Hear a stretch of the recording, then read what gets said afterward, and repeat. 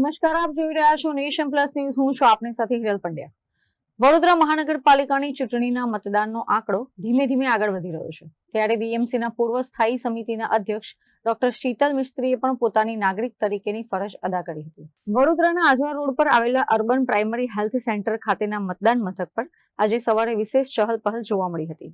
Vadodara municipal કોર્પોરેશનની સ્થાયી સમિતિના પૂર્વ અધ્યક્ષ ડોક્ટર શીતલ મિસ્ત્રી અહીં પોતાના પરિવારના સભ્યો સાથે મતદાન કરવા પહોંચ્યા હતા. ડોક્ટર શીતલ મિસ્ત્રીએ શિસ્તબદ્ધ રીતે મતદાનની પ્રક્રિયા પૂર્ણ કરી હતી. વડોદરાના વહીવટમાં મહત્વની ભૂમિકા ભજવી ચૂકેલા ડોક્ટર શીતલ મિસ્ત્રીએ મતદાન બાદ ગર્વ સાથે પોતાની આંગળી પરનું શાહીનું નિશાન મીડિયા સમક્ષ પ્રદર્શિત કર્યું હતું. મેં આજે મારા મતાધિકારનો ઉપયોગ લોકશાહીમાં સંપૂર્ણ વિશ્વાસથી કર્યો છે. વડોદરાના મતદારો ખૂબ જાગૃત છે. તેઓ વિકાસ, સ્થિરતા અને શાસનને પ્રાથમિકતા આપીને મતદાન કરશે.